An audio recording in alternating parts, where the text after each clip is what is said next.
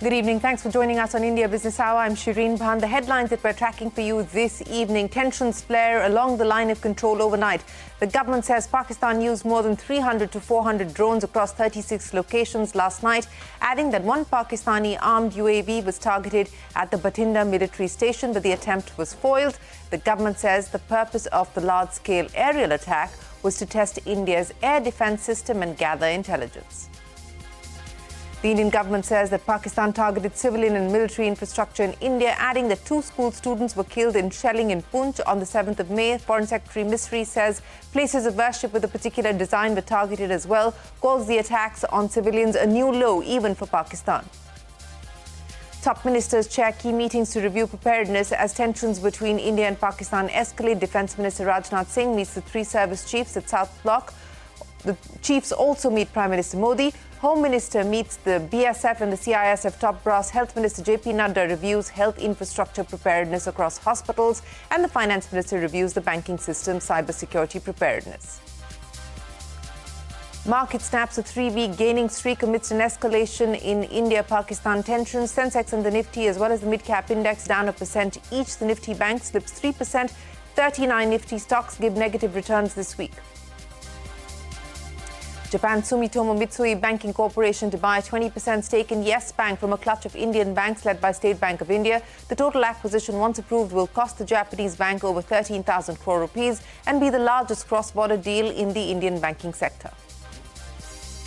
Swiggy's net loss nearly doubles to 1,080 crore rupees in Q4 of FY25. Weak operational performance offsets a 45% jump in revenue.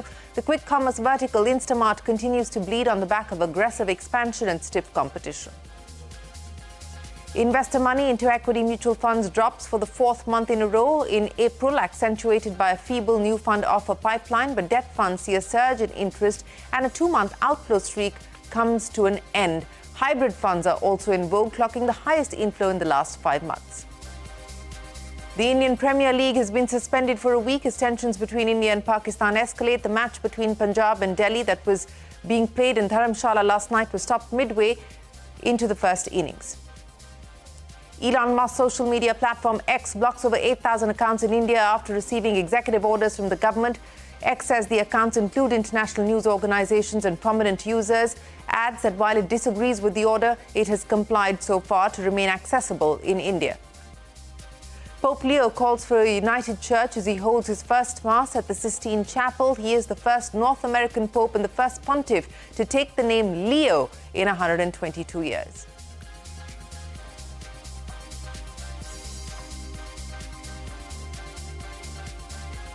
The top story this evening, the escalating tensions between India and Pakistan is our top focus. The Indian Army says it has thwarted multiple drone attacks by the Pakistan Army overnight, which were targeting military stations in Jammu, Pathankot and Udhampur. In a press conference addressed by the External Affairs Ministry, the government said that Pakistan used more than 300 to 400 drones across 36 locations last night, adding that one armed UAV was targeted at the Bathinda military station, but that attempt was foiled by the defence establishment. The government said it believes that the purpose of these large-scale aerial attacks was to test India's air defence system and gather intelligence.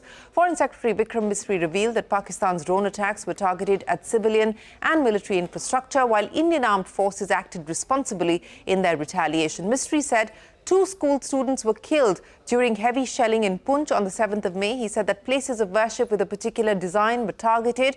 He referred to Pakistan's denials of the attacks on civilians as a new low, even for them. Let's keep in mind that the government has urged all media channels, digital platforms and individuals to refrain from real-time reporting of defence operations and the movement of security forces. We also meet at a time when India is confronting the challenge of terrorism, one that is a shared threat to the international community. I thank those who have expressed solidarity with us and understand the resolute response that is underway. During heavy shelling across the line of control in the early morning of 7th May, a shell fired from Pakistan landed just behind the Christ School run by the Carmelites of Mary Immaculate congregation in Poonch. Tragically, the shell fired from Pakistan hit the home of 2 students of the Christ School. Both students unfortunately lost their lives and their parents were severely injured. Another Pakistani shell struck a Christian convent of nuns belonging to the congregation of the Mother of Carmel, damaging water tanks and destroying solar panel infrastructure. The possible purpose of these large-scale aerial intrusions were to test the AD systems and gather intelligence. Forensic examination of the drone debris is being undertaken. Preliminary reports suggest them to be of Aziz Guard Songa drone of Turkey. Well, that is the briefing that explained to us what happened overnight. And Parikshit Luthra is standing by with more on the weapon system being deployed by India in the ongoing India-Pakistan conflict. It was a long night yesterday as well. Parikshit, take us through what the Indian side responded with. Well, let's look at India's air defense shield, which came to our rescue and neutralized Pakistani drones and missiles. Let's look at the Barak missile first. This is a surface-to-air missile system developed jointly by Israel and India. It has a range of 150 kilometers. The Barak 8 can engage multiple targets simultaneously. The speed is Mach 2 or 600 meters per second. You also have the Akash, which is an India-made medium-range movable surface-to-air missile. It has a range of 25 kilometers and can simultaneously engage multiple targets in group mode or autonomous mode. The speed is Mach 2.5 or more than 850 meters per second. Then you have the Russian origin S-125 Pechora surface-to-air missile that can engage drones, fighters and helicopters. The range is 30 kilometers and has a speed of Mach 3.5 or 1.2 kilometers per second. You also have the indigenously made Samar platforms or surface-to-air missile for assured retaliation against low-flying targets. The range is 30 kilometers and the speed is over 850 meters per second. You've got the L-70 anti-aircraft guns, originally made by Sweden's Bofors, and this is used against radar-dodging drones, and this has a range of up to 4 kilometers, can fire 330 rounds per minute. You also have the Shilka system, which is of Russian origin. It has a range of over 20 kilometers, can fire 4,000 rounds per minute. It's lethal against small drones and helicopters. You've got the formidable S-400 air defense system acquired from Russia. It has a range of 400 kilometers to 600 kilometers and a speed of 4.8 kilometers per second. It can engage multiple targets simultaneously. Lastly, we have counter unmanned aerial systems, which have DRDO-developed counter-drone systems with hard-kill capabilities and can jam, disrupt and disable drone communication as well. Parikshit, many thanks for taking us through what India has in its arsenal as it responds to the retaliation from Pakistan. Now, CNBC TV 18 would like to inform our viewers that we are in a sensitive situation and it is of utmost importance that we bring to you only verified news. Several videos and pictures were being circulated on social media which are either fake or related to past incidents. The fact-check unit of the Press Information Bureau has clarified on the claims being made on social media. Our colleague Santhya Gora has been poring over all of that to bring us the latest. Santhya, very quickly, the top items that we should flag for our viewers, which they must know are fake.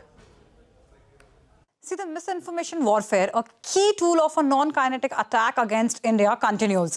The list of fake, old, unrelated videos, pictures and fake messages being circulated is getting longer every minute. The situation is so severe that, in fact, videos of video games are being circulated and passed off as attack or strike videos. Anticipating the use of misinformation in this social media era, at a time when tensions between India and Pakistan are escalating, the Indian government issued an advisory asking citizens to rely only on official Indian government handles. Let's take a look at some of these fake claims. The first one is a viral WhatsApp message is being circulated claiming ATMs will be closed in India for the next 2 to 3 days. The Indian government has busted this claim and clarified that this message is absolutely fake. ATMs will continue to operate as usual. Another fake claim is Pakistani social media handles claiming that a Sukhoi was shot down in Muzaffarabad, capturing an Indian pilot alive. The Indian government has clarified that this is not true at all. The said Sukhoi of the Indian Air Force is the one that crashed at Undre Vasti of Kulwadi village near the Pune-Ahmednagar highway in Maharashtra on 14th October. Next fake claim is that Pakistan launched a multiple launch rocket system attack on India. The Indian government has said that this claim is fake too, and this is as fake as it gets because the video is from a video game and has been online for over 3 years. So clearly it has no connection to the current India-Pakistan situation. This fake claim, this one, came this morning, and the claim is that Hazira port in Gujarat has been attacked. The Indian government has said that there is absolutely no truth to this claim. This one is an unrelated video confirmed to depict an oil tanker explosion. The video is dated 7th July 2021, a 4-year-old video. We have been highlighting this particular fake claim since morning, and we are repeating it considering its significance. The fake claim is that entry to airports across India has been banned. This claim is fake. The Indian government has made it clear that no such decision has been taken. Apart from these fake claims of a Fedayeen attack, there are other fake claims as well. Fake claims of a Fedayeen attack on an army base, a fake claim of a drone being shot down, and a fake claim of the Indian army attacking its own citizens are also being circulated. Authentic and verified information during such sensitive times becomes even more crucial, and that's why we at CNBC TV 18 are running only and only authentic and verified information. Well, thanks very much, Santya. And that is very, very crucial because this is as much a disinformation and a misinformation war. Now, US Secretary of State Marco Rubio dialed Pakistan Prime Minister Shehbaz Sharif and emphasized the need for an immediate de-escalation. Rubio expressed America's support for a direct dialogue between India and Pakistan. He also reiterated his calls for Pakistan to take concrete steps to end any support to terrorist groups. Earlier, US Vice President J.D. Vance had said that the ongoing conflict was fundamentally none of America's business, but very different statement there from what we just heard Marco Rubio's call with the Pakistan Prime Minister. Social media platform X has blocked over 8,000 accounts following an order from the Indian government. The order cited alleged that accounts violated Indian laws. However, X, that was formerly Twitter, has claimed that the directive lacked any supporting evidence or justification. In a statement, X also described the order as a form of censorship and confirmed it is currently exploring all possible legal options to challenge the move. Now, the Board of Cricket Control in India has decided to suspend IPL 2025 with immediate effect for a period of 1 week until further notice on account of the border tensions. BCCI Vice President Rajiv Shukla said the board will review the situation in a week's time and take a further decision. Yesterday, the match between Rajasthan Royals and the Punjab Kings was cancelled midway at the Dharamshala Stadium after air raid alerts in Jammu and Pathankot. Previously, the IPL was suspended during the second wave of the COVID pandemic in 2021. Now, the government has allayed fears of possible shortages of food, drugs and other essential items on account of the ongoing tensions. The government has told states to act against false information, hoarding and black marketing, and has also assured states that it has enough buffer stock should the need arise. Timsy standing by to take us through the details. Timsy. In the wake of heightened national security concerns following Operation Sindoor, the Indian government has stepped in to reassure citizens about the availability of essential commodities and the readiness of the healthcare system, especially in the northern states with sensitive zones. As reports of panic buying surfaced, particularly from Punjab, the centre responded swiftly on 8th May, followed by holding high-level meetings with state governments, private sector retailers and e-commerce platforms to prevent hoarding and black marketing on 9th May. The government has asked states to assure public that there are adequate stocks of essential items like rice, wheat, pulses, fruits and vegetables to meet demands in any adverse situations. That's what sources said. On the healthcare front, the Union Health Ministry launched a nationwide review focusing on northern states like Jammu and Kashmir, Punjab and Haryana, Rajasthan and Himachal Pradesh. The government has ensured that hospitals are well equipped with essential supplies such as drugs, blood, etc. and medical staff, while also deploying advanced trauma care units and ambulance services. To further bolster preparedness, a 24/7 control centre has been established at the Union Health Ministry, and nationwide disaster preparedness drills have been carried out at top hospitals. The government is also working closely with local authorities to ensure that healthcare systems remain functional and responsive particularly in border areas. Just to remind our viewers, the move comes after Prime Minister Narendra Modi on 8th May chaired a high-level interministerial meeting to review the situation and maintain vigilance across all sectors. The centre has reiterated its commitment to national security, food security and public health resilience during these challenging times. Timsy, many thanks. Now, the government has quoted CNBC TV 18's exclusive interview with the World Bank President Ajay Banga on the Indus Waters Treaty. In an exclusive conversation with me yesterday, Banga said that the World Bank has no role to play in the Indus Waters Treaty. He added that the treaty is between two sovereign nations, India and Pakistan, and the World Bank's role is limited to that of a facilitator. The Indian government has kept the treaty in abeyance since the Pahalgam attack, citing national security concerns. The treaty is not suspended. It's technically called something in abeyance, is how the Indian government worded it. There is no provision in the treaty to allow for suspension, the way it was drawn up. It either needs to be gone or it needs to be replaced by another one. That requires the two countries to want to agree. The World Bank's role is basically that of a facilitator if they disagree, not by us making a decision, but by us being the party that goes through a process to find a neutral expert or an arbitrator court to settle it. And we have to pay the fees of those guys through a trust fund that was set up at the bank at the time of creation of the treaty. That's our role. We have no role to play beyond that. I haven't heard from either country yet about anything to do with the Indus Water Treaty. So that's exactly where it is. I know there's a lot of speculation in the media about how the World Bank will either fix it or not, or be approached or not. It's all bunk, because we don't have that role to play. And I wish you would help me tell the media that they should take a look at the treaty and realize that the treaty is a treaty between two sovereign nations, and they have to decide whether that's what they want to continue with. It's their decision, and, so be it. Well, that is the World Bank President Ajay Banga. Now, Pakistan's financing facilities will be reviewed at a board meeting of the International Monetary Fund in Washington today. Islamabad is also expected to seek an additional $1.3 billion bailout package for the country. The Indian government has said it will oppose additional funding to Pakistan. Archana Salanki joins us now. Archana, this is going to be a crucial meeting of the IMF. In many ways, will decide the economic future of Pakistan. Tell us more about why this bailout is so pivotal for Pakistan. Now, Pakistan's economy is valued at $350 billion. It's burdened with a $280 billion debt, of which $131 billion owed to external creditors like China, the IMF and the World Bank, and $149 billion to domestic entities like local banks. Now, this debt, as of March 2024, was about 75% of Pakistan's GDP. That shows how deep the financial crisis runs. Now, since 1958, the IMF has provided Pakistan with 24 loans under its extended fund facility. The most recent is the $7 billion bailout, which was approved in 2024, alongside a $1.3 billion climate resilience loan that it got in March this year. Now, the IMF disperses $1 billion every year from the $7 billion, and so far they have released $1 billion.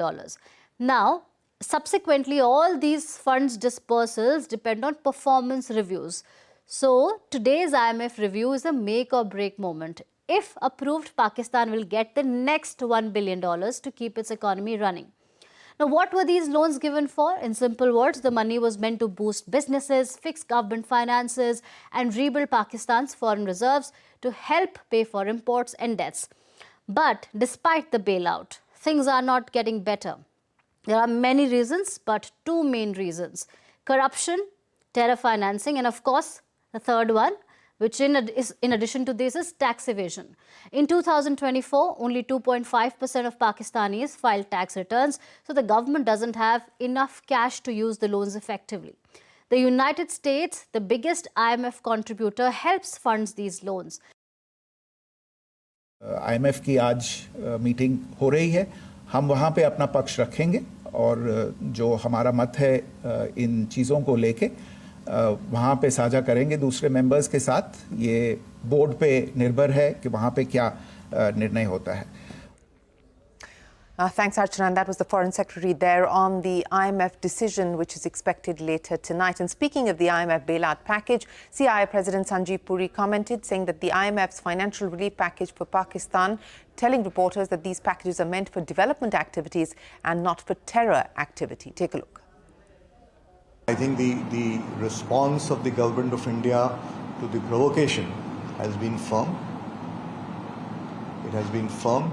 It has also been very, I think, done in a very responsible and measured way. And the Indian industry stands fully behind the government and is ready to provide whatever support. All these bailouts are meant to provide prosperity to people, which means development activity, not to fund this kind of activity. So I hope these things are cognized for. Industry reacting to the current situation. We will head to a break, but up next, Japan Sumitomo Mitsui Banking Corporation to buy a 20% stake in Yes Bank from a clutch of Indian banks led by State Bank of India. That and more when we return.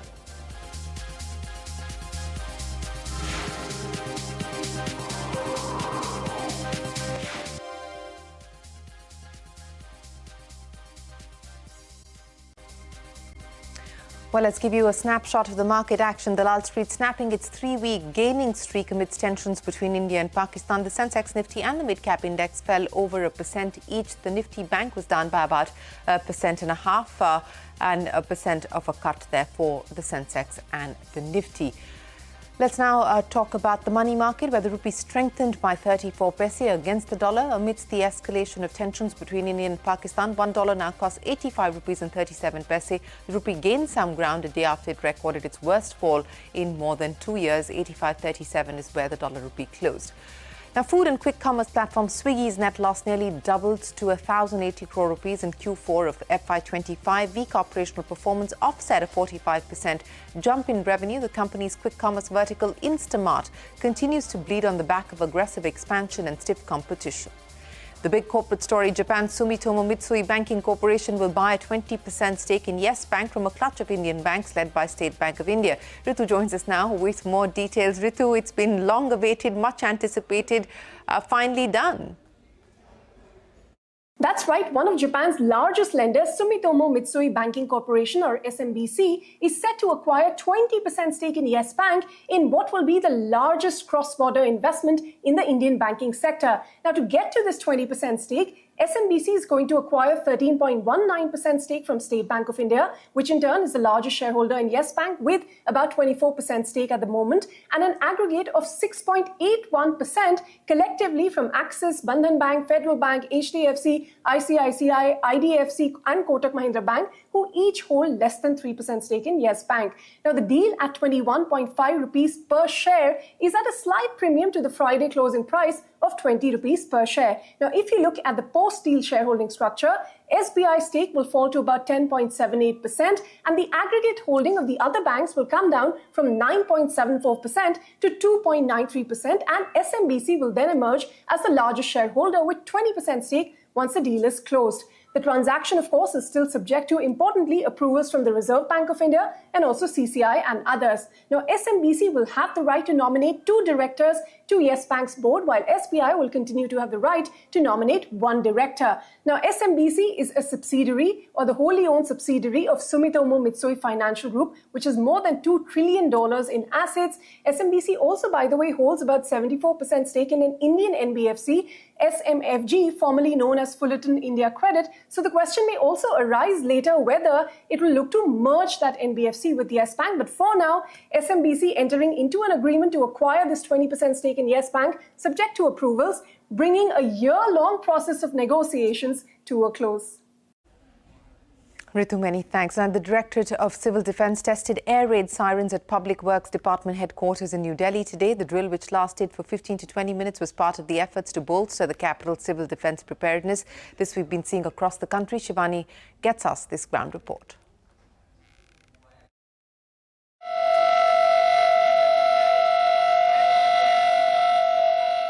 Well, I'm standing standing at the PWD headquarters here in the busy ITO area of New Delhi, which hubs major government buildings and also media hubs over here in the ITO area of New Delhi. Now, what you can see behind me, a lot of commotion over here because a short while ago from 3 to 3:15 p.m. there were air raid sirens that were sounded off from the rooftop of the building, and that was not due to an immediate threat. It was part of the nationwide preparedness drill being conducted by security agencies in light of the heightened alert following the recent escalation with Pakistan. Right now, what you can see behind me are volunteers of civil defense that are talking to the media and telling other people present over here how to prepare themselves in case of any actual danger. Now, the siren was part of a mock drill, mock air raid protocol designed to test the coordination and response time. The siren was a little feeble, so you couldn't hear it on the mic, but it was, as I told you, a protocol in case of an actual eventuality. How do people have to behave? What is the protocol that they have to follow? And what are the teams, the response, how fast the teams can come over here on the ground? A lot of such mock drills being planned in the national capital in the days to come as well. We'll keep getting you more. That's all from here. Back to you. Well, the civil defense drills are underway across the country at this point in time. With that, it is time for us to wrap up this edition of India Business Hour. Remember, CNBC TV 18 will continue to bring you only verified information. We will continue to debunk all of the fiction that is masquerading as fact at this point in time, and there is plenty of it. So stay tuned to CNBC TV 18, not just for the market action, but also for the latest updates on the escalating tensions between India and Pakistan. From all of us here on the team, thanks very much for watching.